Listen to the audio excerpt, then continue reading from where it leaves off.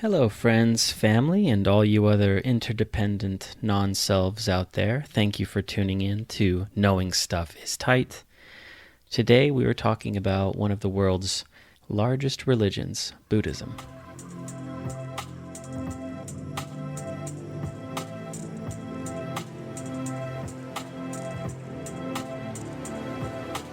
When I think of the future, I think of the friends and machines, and friends and ideas, and philosophy and spirit.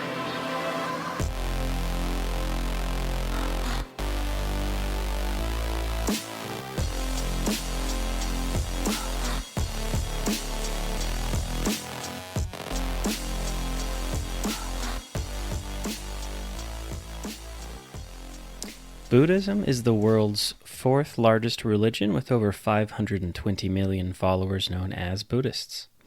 Buddhism encompasses a variety of traditions, beliefs, and spiritual practices largely based on original teachings attributed to the Buddha, or the Awakened One, born Siddhartha Gautama in the 5th or 4th century BCE, and resulting interpreted philosophies. It originated in ancient India sometime between the 6th and 4th centuries BCE and spread throughout much of Asia. While many people see Buddhism as a religion, others see it as a philosophy, and others as a way of understanding the truth of existence.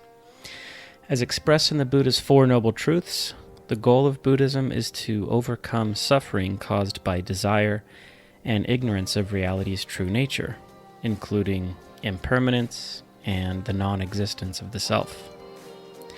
While most Buddhist traditions vary in their interpretation of specific teachings and practices, they all emphasize transcending the individual self through the attainment of Nirvana, or by following the path of Buddhahood, ending the cycle of death and rebirth.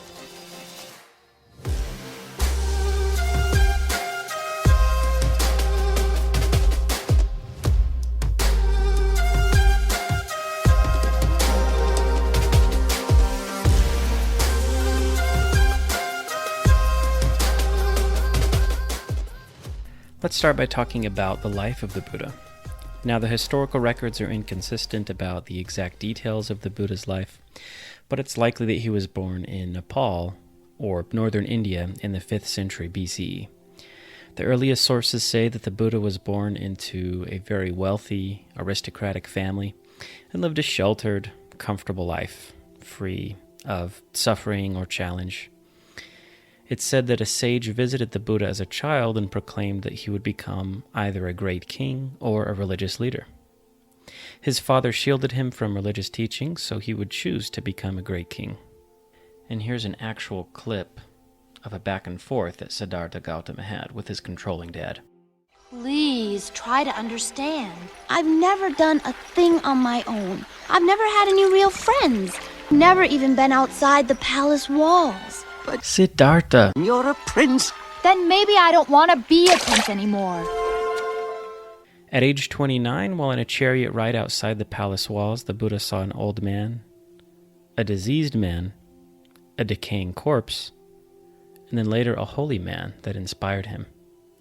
This story is referred to as the Four Sights and depicts the Buddha's first experience with suffering and the alleviation of suffering.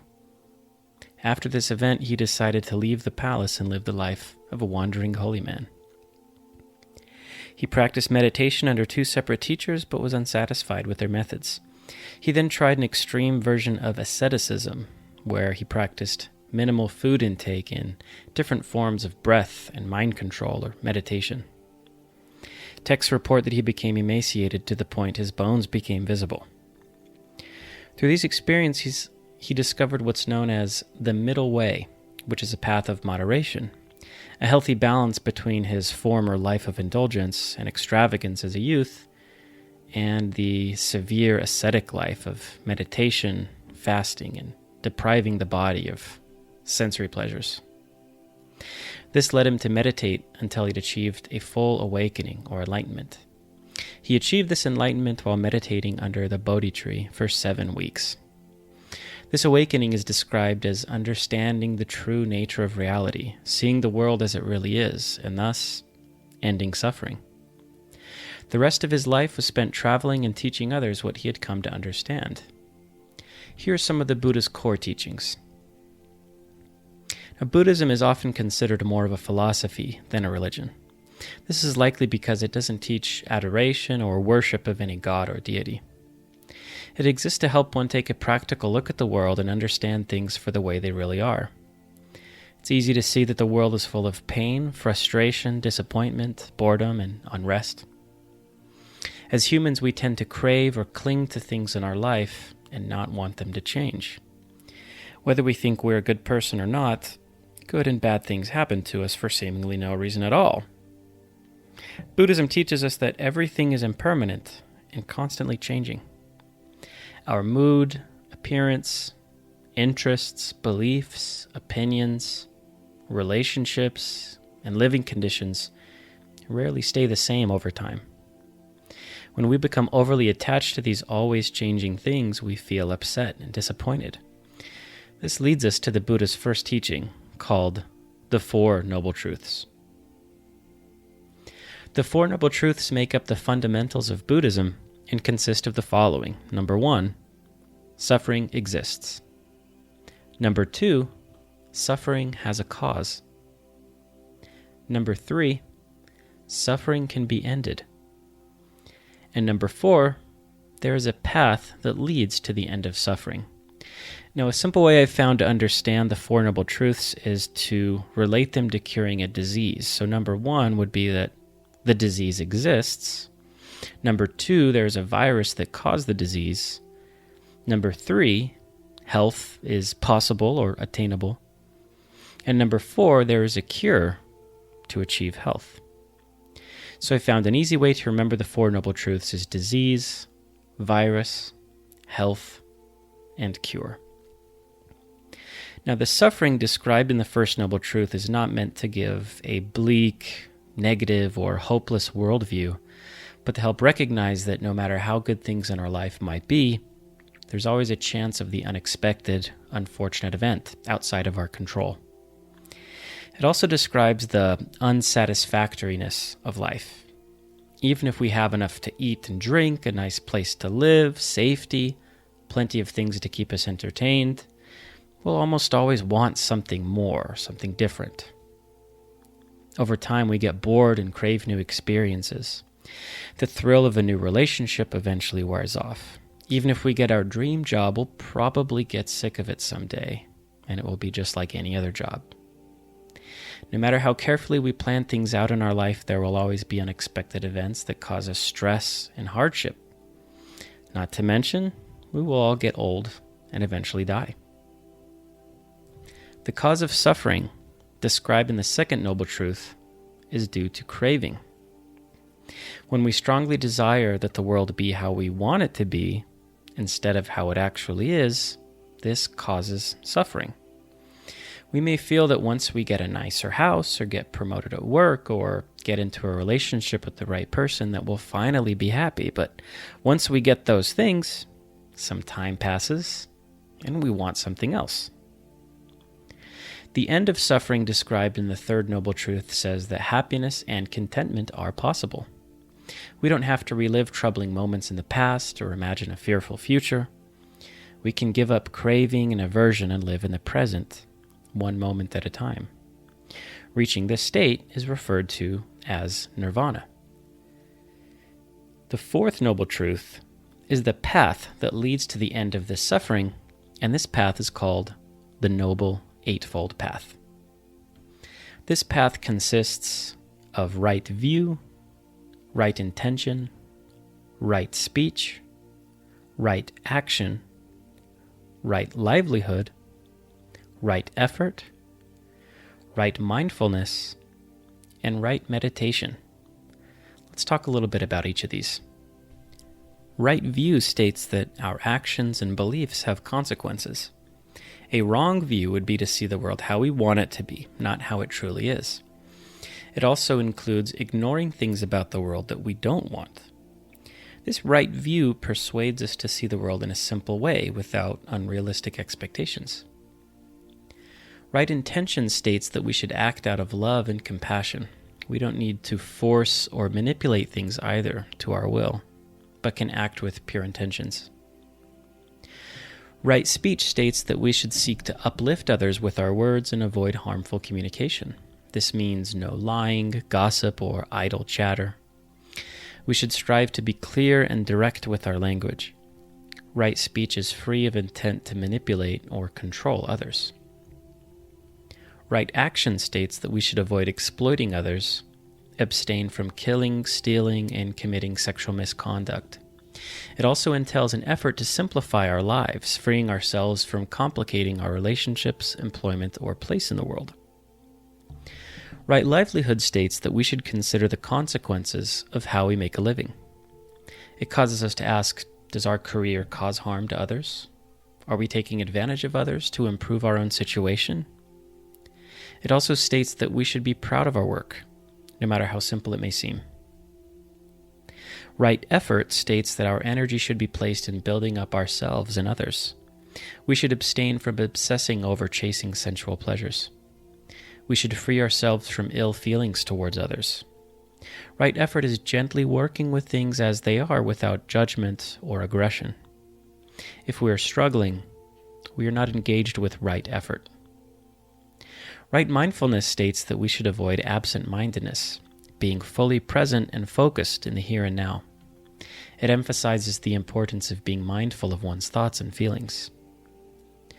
Right meditation is described as the mind being focused on one point with a diminished awareness of one's surroundings. It is being fully present in the now with no regret to the past or anxiousness for the future. The Buddha taught that following this eightfold path leads to Nirvana. Now, Nirvana is not a physical place that one goes to after this life. It simply means a cessation of attachments and feelings that lead to struggle. It's a peaceful and joyous release of the extra, unnecessary things in our life. It has been described as the blowing out of the flame of desire.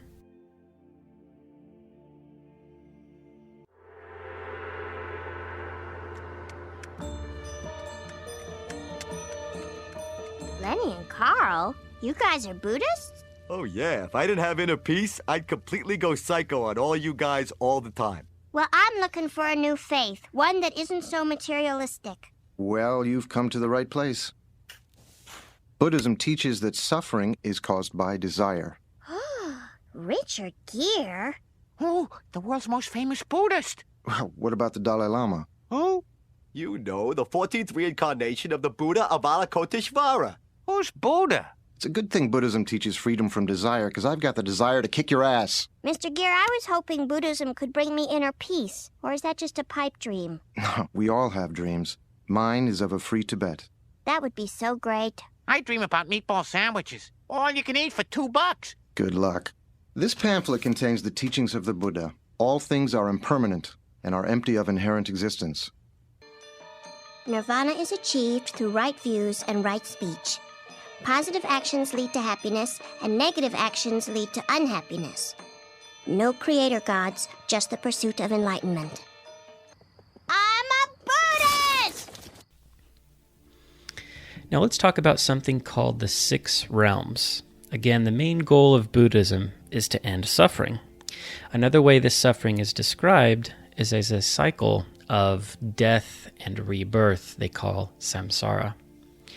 Now, this death and rebirth cycle isn't quite the same as reincarnation, where a person's soul or spirit comes back as another entity or being after death. The thing is, Buddhism teaches that there is no such thing as a soul or even a self, for that matter. So we'll talk more on that later. Now, this cycle of death and rebirth occurs in 6 realms of existence, and these realms have been interpreted metaphorically, literally, both or neither, depending on the school of Buddhism. So take that for what you will. These 6 realms are heavenly, demigod, human, animal, hungry ghosts, and hell. Now let's talk a little bit about what these realms mean. When a person becomes overly concerned with new and exciting sense experiences, they become trapped in the hungry ghost realm. What this looks like is a person constantly seeking out exciting experience such as new relationships, fame, entertainment, delicious food, fancy new clothes, drug usage, etc. This person becomes a hungry ghost, consuming one experience after another, but is never satisfied. The animal realm is described as someone being overly concerned with everything in their life being controllable and predictable. This person is resistant to change and is afraid of the unfamiliar. They choose ignorance because new information could disrupt their worldview. They follow their basic desires of survival, just like an animal. The hell realm is characterized by anger and violence. A person in this realm is one who sees others as threats to their safety. Everyone is out to get them, and their only response is to attack. The only solution to problems is through violence and aggression. This person takes things others say about them personally and is frequently offended. The demigod realm is characterized by competition. This realm includes jealousy and envy of others who appear better than them. There's a lack of trust in this realm, and we think if someone is helping us, we question their motive and keep our guard up. We often see this behavior in the corporate world and in politics. The heavenly realm is the one where a person enjoys the fruits of meditation and peace of mind. Life is fulfilling, harmonious, and meaningful. But the catch of this realm is that it's actually manufactured in the person's head. In this realm, a person thinks they have all the answers, and their pride prevents them from seeing things they disagree with. This is not actual reality. Eventually, a person in the heavenly realm stops appreciating what they have, and things lose their value. They end up falling into one of the lower realms eventually. The sixth realm, the human realm, is characterized by simply accepting things for how they are.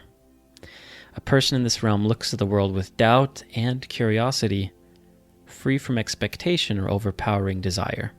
This is the only realm in which one can achieve nirvana. All right, now let's talk a little bit about karma. You may have heard of karma before, and this is how it's described in Buddhism. Now, the law of karma teaches that our actions, wholesome or unwholesome, right or wrong, good or bad, determine in which realm we reside. Buddhism defines karma as action with intent.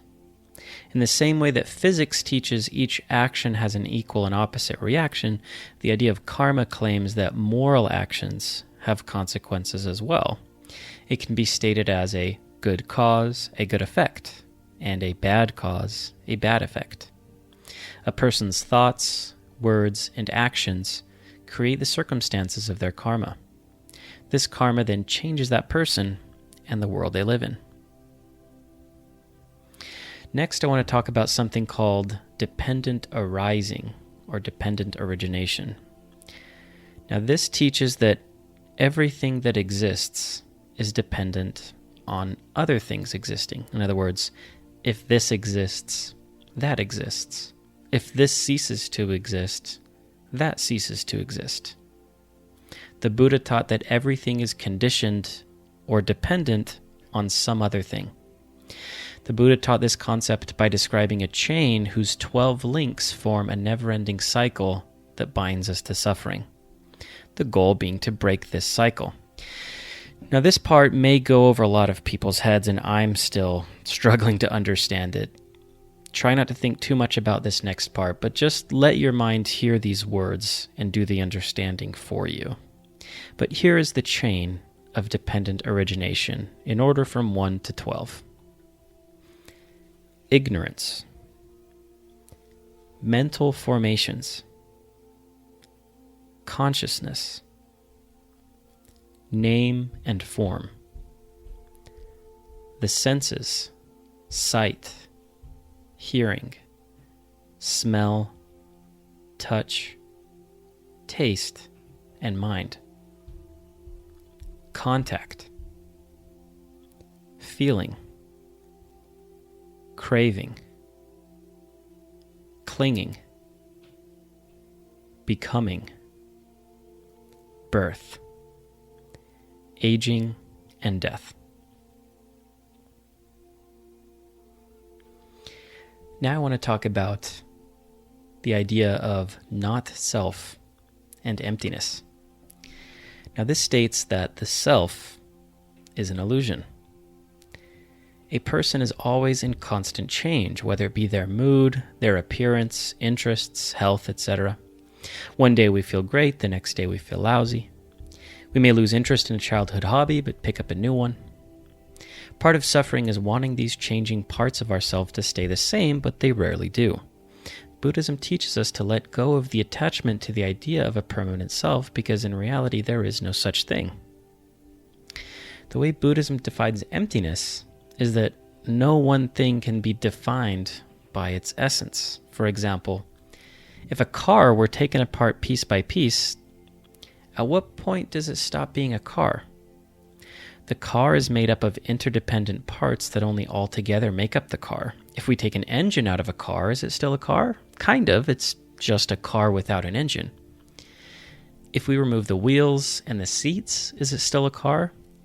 Not really, but there is a point where we define something as a car and a point where it is no longer a car. And then if we take the engine apart, at what point does it stop being an engine? If we break down the steel and other materials, we end up with just the basic elements. And these elements are all interdependent in creating the world of things that we give names to. In the same way, we ourselves are made up of these interdependent parts that are constantly changing, hence there being no permanent self. Now here's a clip from Genius of the Ancient World that helps describe this concept of not self. When the Buddha is looking at how the process of his suffering was developing, he started looking at it very much like a doctor. And he started looking at a cause, and he starts realizing that everything is fleeting, is changing. There's nothing that he can put his finger on as a cause, and starts realizing that actually the cause is the identification with an I. There's no such thing which you can just pinpoint at a certain point in time and say, okay, this is it. But it changes in the next moment. So I think that realization that everything is impermanent leads to the idea that permanently existing entity of a soul is a concept. Just explain to me, because I can't quite get my head around this. What does it mean to have no self? What did he mean by that? I'll give you an example. For example, let's say, okay, Bethany, when were you born? And you say, I was born on so-and-so date and so-and-so year. And I'd say, really? Weren't you born 9 months before that? You say, yes. And I'd say, weren't you and your mother and father before that? If I took your mother out of you, you're not Bethany anymore. Bethany is made of non-Bethany elements. Bethany is the sunshine, the earth, England. And then you suddenly start realizing that there was not a single point when Bethany came about. So in Buddhism, we don't talk about creation, we talk about manifestation. It's not denying that you exist. We exist. But it's denying that we have an intrinsically independent entity. All right, now I want to talk about some common Buddhist practices, starting with Buddhist ethics and their precepts. Buddhists are taught to follow the 5 precepts with the intent to avoid harming oneself or others. They are the following: to not harm or kill any sentient living being, to not steal, cheat, or try to deceive, to not engage in sexual misconduct, to not lie or say things that hurt people, and to not take intoxicants like alcohol or drugs. In addition to these 5 precepts, Buddhist monks follow 4 more at least. No sexual activity at all, abstinence from eating at the wrong time, abstinence from use of jewelry, perfume, any form of entertainment, and abstinence from even sleeping on a high bed. They are only to sleep on a mat on the ground. Now, meditation in Buddhism is a process to reach a level of mental calmness, composure, and evenness of temper.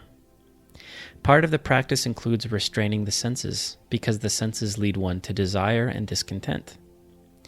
It also includes renunciation, or a giving up of sensual desires and worldly possessions. This renunciation can be manifested in charitable giving or by becoming a monk. Mindfulness is also a part of Buddhist meditation, and Buddhist teachers define mindfulness as a clear comprehension and an awareness of things in relation to other things. Also, many Buddhists believe in the no-harm principle, which condemns the harm of any sentient living thing. For this reason, many, but not all, Buddhists are vegetarian.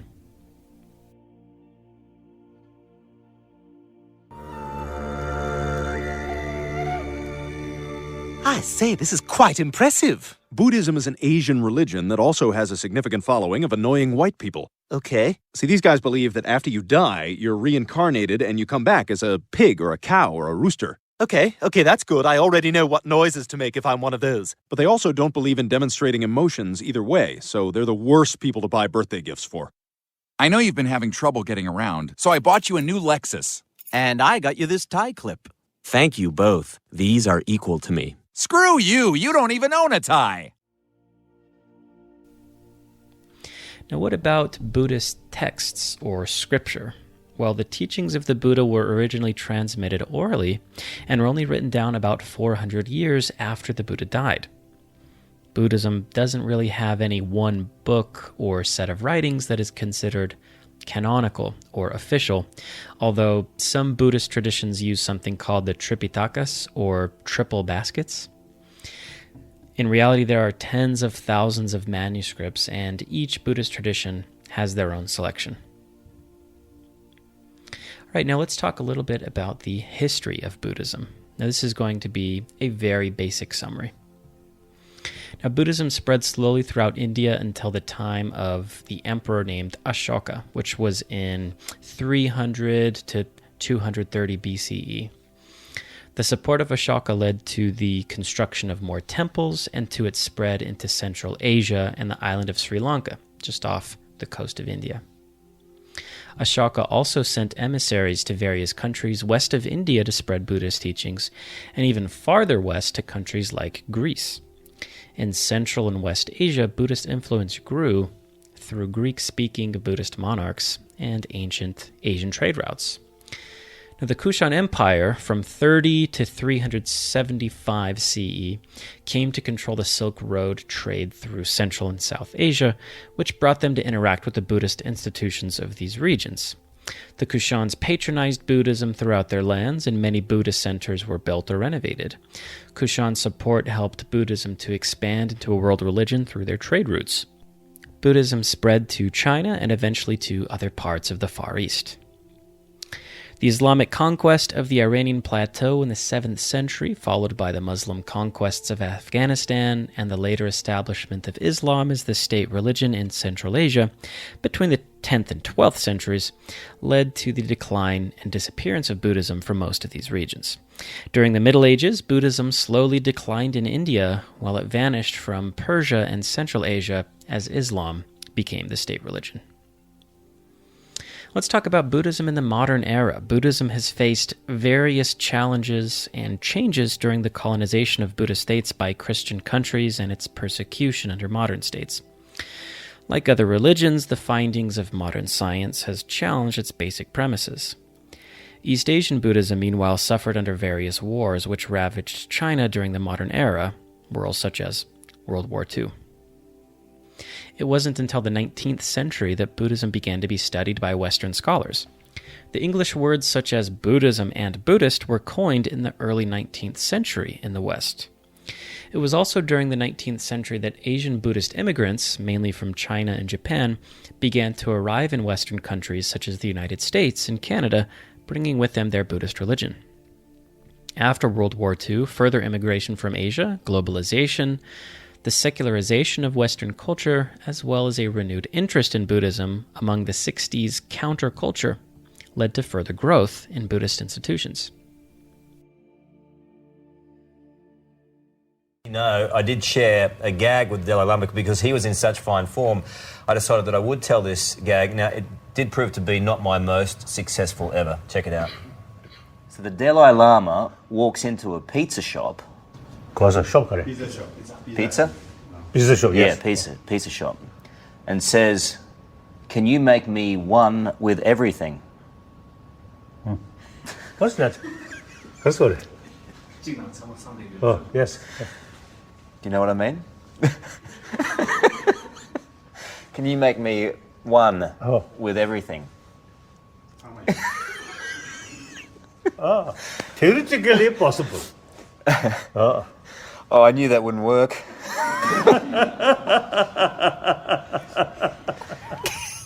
He laughed more at the fact that it didn't work. You didn't know what pizza was. It's always going to fall down there, isn't it? You know that a joke's in trouble if you've got a translator off to the side. Let's talk a little bit about Buddhism's cultural influence.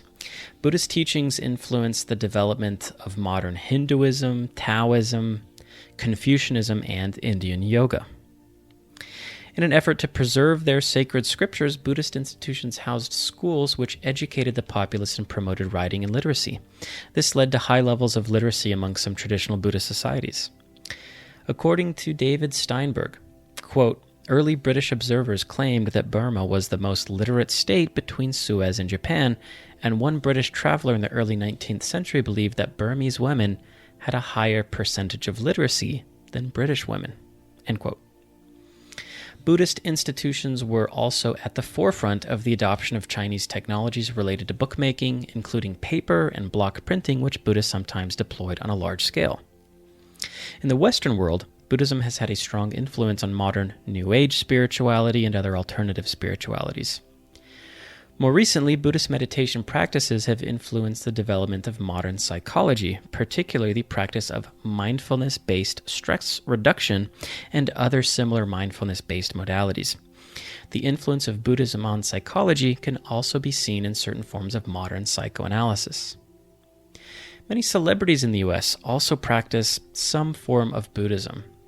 These would be Angelina Jolie, Brad Pitt, Uma Thurman, Sharon Stone, Tiger Woods, Sarah Jessica Parker, Goldie Hawn, Tina Turner, Sting, Richard Gere, Orlando Bloom, Jackie Chan, Jet Li, George Lucas, Jeff Bridges, and Steven Seagal. Now, over 98% of all Buddhists live in the Asia-Pacific and South Asia region.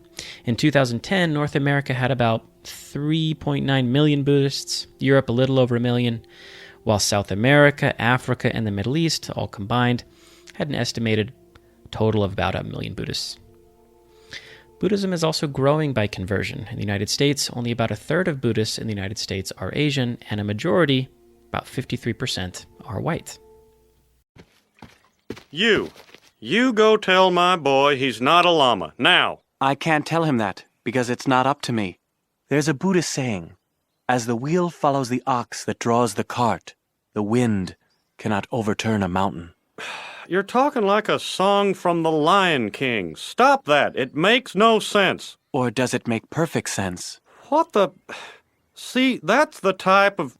I'm gonna kick your ass. If my ass is going to be kicked, then it will be kicked. Well... All right, so we have barely scratched the surface of Buddhism. If you're interested in learning more about Buddhism, I recommend starting with one of these websites that I found are great for beginners. One of these is called tricycle.org, and the other would be buddhanet.net. Personally, one of the podcasts that I've been listening to for a while is called the Secular Buddhism Podcast. Noah Rasheta does this podcast, and he does some great work if you are more interested. Well, with that, thank you everyone for listening, and may the gods and goddesses illuminate your path.